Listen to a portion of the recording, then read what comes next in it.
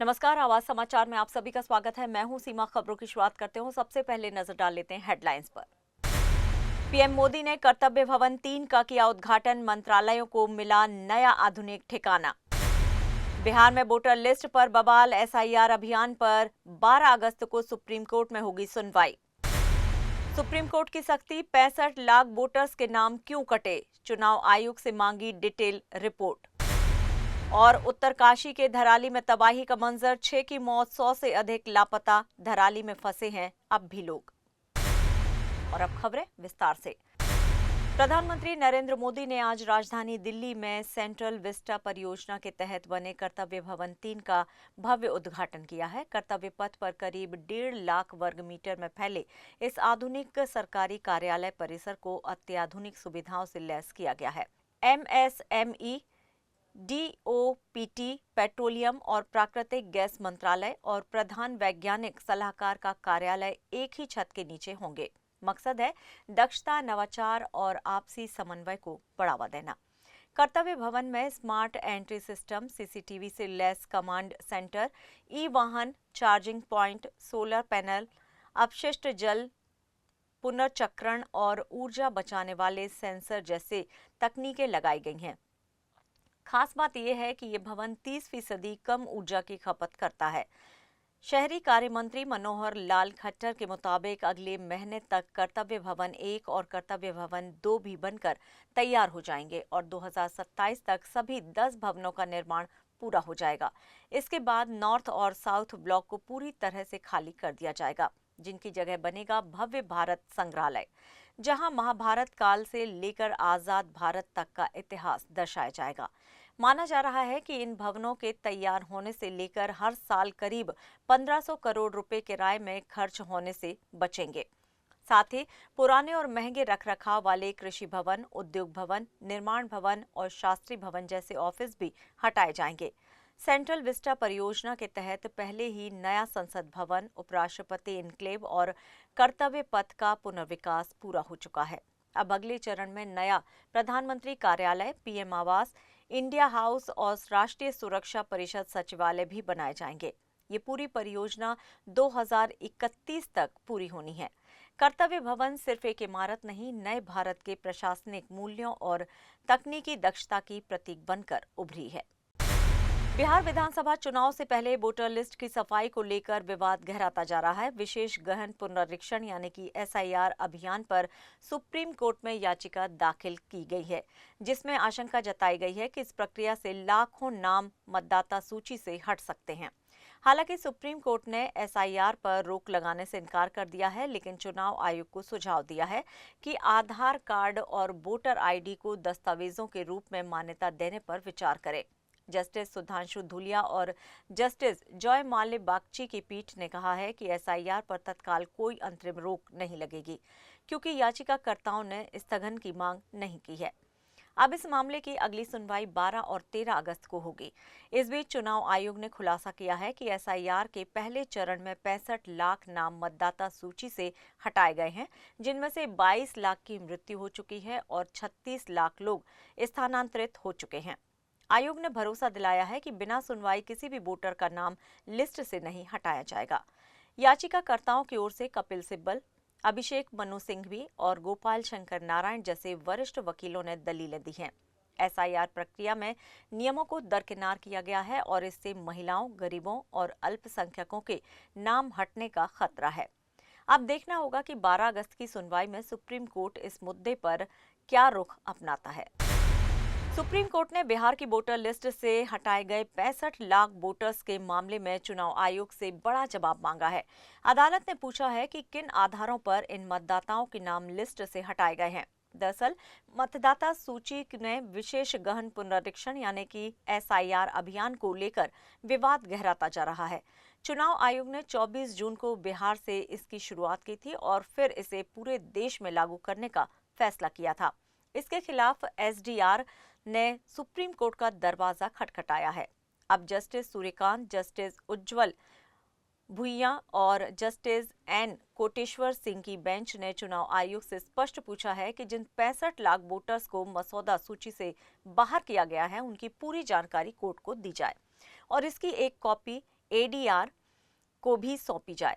Court ने चुनाव आयोग को 9 अगस्त तक जवाब दाखिल करने को कहा है। बता दें कि चुनाव आयोग की ओर से जारी प्रेस नोट में बताया गया है कि 24 जून से शुरू हुई एसआईआर प्रक्रिया में 7.89 करोड़ में से 7.24 करोड़ लोगों ने ही गणना फॉर्म जमा किया, यानी कि करीब 65 लाख लोग बाहर रह गए। 1 अगस्त को जारी की गई मसौदा सूची में भी इनका नाम नहीं दिखा, जिसे लेकर अब सवाल उठ रहे हैं कि ये नाम सिर्फ तकनीकी आधार पर कटे हैं या इसके पीछे कोई प्रशासनिक लापरवाही या चुनावी रणनीति है। अब देखना होगा कि 9 अगस्त को चुनाव आयोग क्या जवाब पेश करता है और सुप्रीम कोर्ट की अगली प्रक्रिया क्या होती है। उत्तराखंड के उत्तरकाशी जिले में कुदरत का कहर एक बार फिर से जानलेवा साबित हुआ है। धराली गांव में बादल फटने के बाद आई भयानक बाढ़ और मलबे ने तबाही मचा दी है। अब तक 6 लोगों की जान जा चुकी है और 15 लोग भी लापता हैं। इनमें से 7 से 8 जवान भी शामिल हैं। राहत और बचाव कार्य के लिए सेना, एनडीआरएफ और प्रशासन के 300 से ज्यादा लोगों की टीम जुटी हुई है। धराली में अब तक 160 से ज्यादा लोगों को सुरक्षित रेस्क्यू किया गया है। हालात इतने विकट हैं कि रेस्क्यू टीम गंगनानी से आगे नहीं जा पा रही है। पुल बह गया है, सड़कें धंसी हुई हैं और खराब मौसम ने राहत कार्य में मुश्किलें और बढ़ा दी हैं। मुख्यमंत्री पुष्कर सिंह धामी खुद उत्तरकाशी में कैंप कर रहे हैं। उन्होंने हवाई सर्वे भी किया और कहा कि एक एक जान हमारे लिए अनमोल है। बिजली बहाल करने की कोशिश जारी है। डॉक्टरों की टीमें तैनात की गई हैं। इधर प्रधानमंत्री नरेंद्र मोदी ने उत्तराखंड के सांसदों से मिलकर हालात की जानकारी ली। सांसद अनिल बलूनी ने बैठक की तस्वीरें सोशल मीडिया पर साझा की हैं। धराली आपदा के मद्देनजर अस्पतालों में बेड रिजर्व किए गए हैं। स्वास्थ्य सचिव ने दून और कोरोनेशन अस्पताल का निरीक्षण किया। वहीं दूसरी तरफ कुमाऊं मंडल के 6 जिलों में मूसलाधार बारिश ने हालात को और बिगाड़ दिया है। 70 से ज्यादा सड़कें बंद है। नदी नालों में पानी उफान पर है। प्रशासन अलर्ट मोड पर है। उत्तरकाशी की ये त्रासदी अब भी पूरी तरह खत्म नहीं हुई है। राहत और बचाव का काम जारी है, लेकिन मौसम और भूगोल की चुनौती अभी सबसे बड़ी बाधा बनकर खड़ी है। रायबरेली में आरएसएसपी प्रमुख स्वामी प्रसाद मौर्य पर हमला। माला पहनाने के बहाने एक युवक ने मौर्य को थप्पड़ जड़ दिया। इसके बाद वहां अफरा तफरी मच गई। मौर्य के समर्थकों ने हमलावर युवक की जमकर पिटाई कर दी। घटना का वीडियो सोशल मीडिया पर वायरल हो गया है। बताया जा रहा है कि हमलावर युवक करनी सेना से जुड़ा हुआ है। हालांकि संगठन की ओर से अभी तक कोई बयान सामने नहीं आया है। घटना के बाद मौर्य ने प्रदेश सरकार पर सीधा आरोप लगाते हुए कहा है कि ये सरकारी गुंडे हैं। पुलिस ने किसी तरह हालात संभाले और युवक को हिरासत में ले लिया है। इस हमले के बाद इलाके का माहौल थोड़ा तनावपूर्ण नजर आ रहा है। यूपी पुलिस का एक ऐसा दरोगा जो किसी ऑपरेशन से नहीं, रील से बना इंटरनेट सेंसेशन। प्रयागराज से सब इंस्पेक्टर चंद्रदीप निषाद की दोनों बेटियां संग गंगा में छलांग लगाने की रील ने सोशल मीडिया पर मचा दिया है तहलका। बाढ़ से बेहाल प्रयागराज और उसी में डूबा एक घर, जहां से सोशल मीडिया पर निकला एक नया रील स्टार। हम बात कर रहे हैं सब इंस्पेक्टर चंद्रदीप निषाद की, जिनकी रील इन दिनों इंटरनेट पर छाई हुई है। सबसे पहले पूजा करती एक साधारण सी रील पोस्ट की और देखते ही देखते बन गए वायरल स्टार। इसके बाद तो छत से बेटियों संग गंगा में छलांग लगाने वाला वीडियो पोस्ट किया और इंस्टाग्राम पर 7 मिलियन व्यूज बटोर लिए। उनकी सबसे चर्चित रील बालकनी से छलांग लगाने वाली है, जिसे 47 मिलियन से ज्यादा लोग देख चुके हैं। प्रयागराज के दारागंज इलाके में रहने वाले एसआई चंद्रदीप निषाद का घर बाढ़ में डूबा हुआ है, लेकिन वो इस कठिन समय को भी सकारात्मक तरीके से जीने और दिखाने की कोशिश कर रहे हैं। हालांकि सोशल मीडिया पर लोग अब सवाल भी उठा रहे हैं कि रील के लिए रिस्क लेना कितना सही है। विवादों के बीच एक बात तो तय है, चंद्रदीप निषाद ने बाढ़ में भी सोशल मीडिया की दुनिया में अपना जलवा बिखेर दिया है। और आवाज समाचार में यहां पर लेंगे एक छोटा सा ब्रेक। आप बने रहिए हमारे साथ।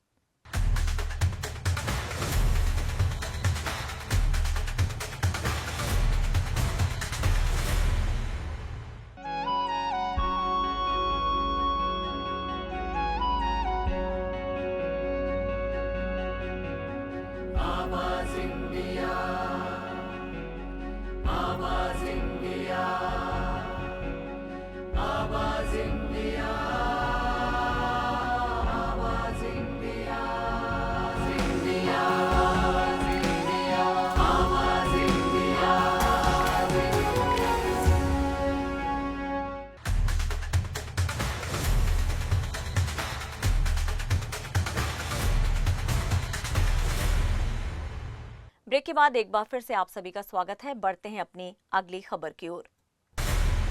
प्रयागराज में बाढ़ ने कोहराम मचा दिया है। गंगा और यमुना नदियों के उफान ने शहर के कई इलाकों को जलमग्न कर दिया है। राजापुर, गंगानगर, छोटा बखाड़ा, दारागंज और करेली जैसे रिहायशी इलाकों में घरों के अंदर, दुकानों के अंदर पानी पूरी तरह से भर गया है। जिन सड़कों पर गाड़ियां दौड़ती थी वहां अब नावें चल रही हैं। लोग छतों पर फंसे हैं और राहत सामग्री का इंतजार कर रहे हैं। प्रशासन ने एनडीआरएफ और एसडीआरएफ की टीमें तैनात की हैं, जो लगातार रेस्क्यू ऑपरेशन चला रही हैं। कई लोग अब भी अपने घरों को छोड़ने को तैयार नहीं हैं। डर है कि कहीं चोरी न हो जाए। छोटा बघाड़ा जैसी शहरी इलाकों में हालात और भी गंभीर है। मकानों के गेट तक डूब चुके हैं। टेम्पो, बाइक और ठेले पानी में समा चुके हैं। यहाँ एनडीआरएफ ने 2 मासूम बच्चों को छत से सुरक्षित निकाला, जो कबूतरों को दाना देने गए थे और पानी में फंस गए। फिलहाल दोनों नदियां खतरे के निशान से ऊपर बह रही हैं और हालात सामान्य होने में अभी वक्त लग सकता है। प्रशासन राहत शिविरों में लोगों को जगह दे रहा है, लेकिन जमीनी हालात अब भी बेहद चिंताजनक है। बिहार के समस्तीपुर से एक ऐसा मामला सामने आया है जिसने न सिर्फ प्रशासन को चौकन्ना कर दिया है, बल्कि सोशल मीडिया पर भी हलचल मचा दी है।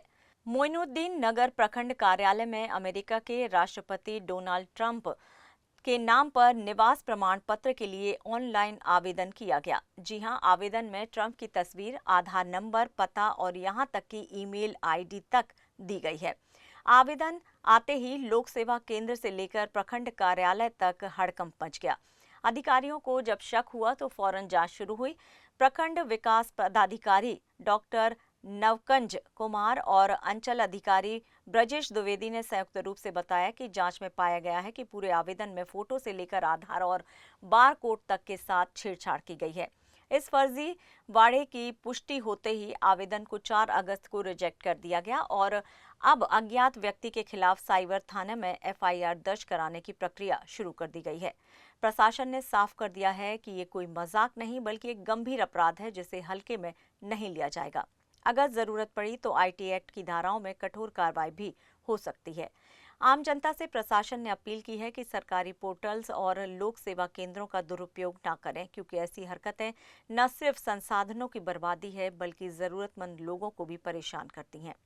अब देखना होगा कि साइबर सेल इस फर्जीवाड़े की तह तक कब पहुंचती है और इस शरारती या साजिशकर्ता का पर्दाफाश कब होता है।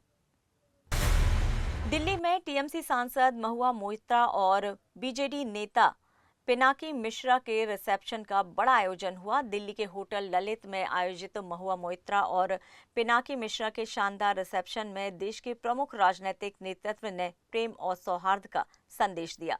राजनीति से जुड़े तमाम बड़ी हस्तियां इस समारोह में शामिल हुईं। सोनिया गांधी, अखिलेश यादव, डिम्पल यादव, भगवंत मान, सुप्रिया सुले और रेवंत रेड्डी जैसे कई चर्चित शख्सियत इस मौके पर मौजूद रहीं। राजनीतिक मतभेद भुलाकर सभी ने नई जोड़ी को शुभकामनाएं दी। महुआ और पिनाकी 30 मई को जर्मनी में एक निजी समारोह में शादी के बंधन में बंधे थे और अब दिल्ली में उन्होंने ग्रैंड रिसेप्शन पार्टी दी है। रिसेप्शन पार्टी में महुआ मोइत्रा लाल साड़ी में सुनहरी कढ़ाई और पारंपरिक सोने के गहनों में नजर आईं। समारोह की तस्वीरें और वीडियो अब सोशल मीडिया पर खूब वायरल हो रहे हैं। यूक्रेन युद्ध को लेकर आज रूस और अमेरिका के बीच अहम कूटनीतिक वार्ता होने जा रही है। अमेरिकी दूत स्टीव विटकॉफ मॉस्को में रूसी नेताओं से मुलाकात करेंगे। इससे पहले यूक्रेनी राष्ट्रपति वोलोदिमीर जेलेंस्की और अमेरिकी राष्ट्रपति डोनाल्ड ट्रंप के बीच बातचीत हुई। इसमें युद्ध विराम, रूस पर प्रतिबंध और $30 अरब की ड्रोन डील जैसे मुद्दों पर चर्चा हुई। ट्रंप ने रूसी राष्ट्रपति पुतिन को 8 अगस्त तक का अल्टीमेटम दिया है। अगर तय समय में शांति स्थापित नहीं होती है तो रूस को सख्त प्रतिबंधों का सामना करना पड़ेगा। हालांकि रूस के तेवर फिलहाल नरम नहीं दिख रहे। खबर है कि पुतिन ट्रंप की चेतावनी के बावजूद झुकने को तैयार नहीं है और उन्होंने अपने सैन्य लक्ष्य तय कर रखे हैं। अमेरिका के राष्ट्रपति डोनाल्ड ट्रंप ने एक बार फिर से अपनी धमकियों से वैश्विक व्यापार जगत में हलचल मचा दी है। अपने पहले कार्यकाल में उन्होंने दुनिया के 100 से ज्यादा देशों पर भारी टैरिफ लगा दिया और अब दूसरी बार सत्ता में लौटने की तैयारी में एक और टैरिफ वॉर छेड़ दिया है। 2 अप्रैल को ट्रंप ने भारत समेत 69 देशों पर टैरिफ लगाने की घोषणा की थी, जिसे बाद में 90 दिनों के लिए टाल दिया गया। लेकिन 31 जुलाई को डेडलाइन खत्म होते ही ट्रंप ने एक्शन लिया और 100 से ज्यादा देशों पर 10 से 50% तक टैरिफ लगा दिया। जो देश अमेरिका के साथ ट्रेड डील पर राजी हो गए, उन पर 10 से 20% का टैरिफ लगा। वहीं भारत, चीन, ब्राजील, कनाडा और साउथ अफ्रीका जैसे देश अमेरिकी दबाव के सामने झुके नहीं, इसलिए उन पर 25 से 50% तक शुल्क लगाया। भारत पर ट्रंप ने सीधे तौर पर निशाना साधा। सोशल मीडिया पोस्ट में उन्होंने कहा कि भारत को परवाह नहीं है कि रूस यूक्रेन जंग में कितने लोग मारे जा रहे हैं। इसके जवाब में भारत ने पहली बार अमेरिका का नाम लेकर खुलकर बयान दिया है। अब सवाल है कि अमेरिका की इन पाबंदियों से कैसे निपटेंगे ये देश? तो जवाब है विकल्पों की तलाश। भारत, ब्राजील और साउथ अफ्रीका अब नए बाजार ढूंढ रहे हैं। एशिया, अफ्रीका और लैटिन अमेरिका में घरेलू उद्योगों को राहत पैकेज देकर आत्मनिर्भरता बढ़ाने की कोशिश हो रही है। और तीसरा बड़ा कदम WTO में अमेरिका की शिकायत। चीन, ब्राजील, साउथ अफ्रीका और अब भारत भी ट्रंप की नीतियों को अंतर्राष्ट्रीय नियमों के खिलाफ बताकर कानूनी लड़ाई की तैयारी में है। आने वाले दिनों में ये टैरिफ वॉर ट्रेड वॉर में कितना बदलता है, ये देखने वाली बात होगी। लेकिन भारत समेत जिन 5 देशों ने झुकने से इनकार कर दिया है, वो अब अपने कदम पीछे नहीं खींचना चाहते।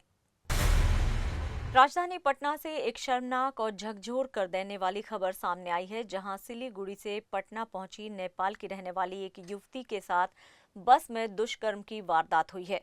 पीड़िता ने आरोप लगाया है कि बिहार सैन्य पुलिस के लिए काम कर रहे एक निजी बस चालक ने उनके साथ दुष्कर्म किया। मामला सामने आने के बाद पुलिस ने FIR दर्ज कर ली है और आरोपी की तलाश तेज कर दी गई है। बताया जा रहा है कि आरोपी ड्राइवर स्वतंत्रता दिवस की परेड के पूर्वाभ्यास में जवानों को लाने ले जाने के काम में लगाया गया था। पटना जंक्शन पर पीड़िता की मुलाकात उस ड्राइवर से हुई जिसने उसे बहला फुसलाकर अपनी बस में ले जाकर दुष्कर्म किया और फिर फरार हो गया। घटना की जानकारी मिलते ही पीड़िता ने एयरपोर्ट थाने में शिकायत की है। मामले की गंभीरता को देखते हुए सचिवालय DSP खुद थाने पहुंची और पूछताछ की। उन्होंने साफ किया है कि आरोपी सरकारी कर्मी नहीं बल्कि निजी ड्राइवर है। फिलहाल पीड़िता को मेडिकल जांच के लिए भेजा गया है और फॉरेंसिक टीम भी घटनास्थल पर जांच कर रही है। स्वतंत्रता दिवस से पहले राजधानी में सुरक्षा व्यवस्था पर ये बड़ा सवाल खड़ा करता है। इंग्लैंड में शानदार गेंदबाजी के बाद टीम इंडिया के स्टार पेसर मोहम्मद सिराज की भारत वापसी पर जोरदार स्वागत हुआ है। बुधवार को सिराज जब हैदराबाद एयरपोर्ट पहुंचे तो फैंस की भारी भीड़ पहले से ही उनका इंतजार कर रही थी। ओवल टेस्ट में 9 विकेट लेने वाले सिराज को इस परफॉर्मेंस के लिए प्लेयर ऑफ द सीरीज भी चुना गया। पूरी सीरीज में सिराज ने कुल 23 विकेट चटके और टीम इंडिया की जीत में अहम भूमिका निभाई। बता दें कि सिराज पहले मुंबई एयरपोर्ट पर भारतीय फील्डिंग कोच T दिलीप के साथ नजर आए थे। इसके बाद उन्होंने हैदराबाद के लिए फ्लाइट पकड़ी। हालांकि एयरपोर्ट पर सिराज ने ज्यादा बातचीत नहीं की और न ही सेल्फी ली, लेकिन फैंस का जोश और दीवानगी देखते ही बन रही थी। मियां भाई के नाम से मशहूर सिराज आज हर क्रिकेट फैन के दिल में बसते हैं और उनका ये वेलकम इस बात का बड़ा सबूत है। और फिलहाल आवाज समाचार में इतना ही, लेकिन आप देखते रहिए आवाज इंडिया। नमस्कार।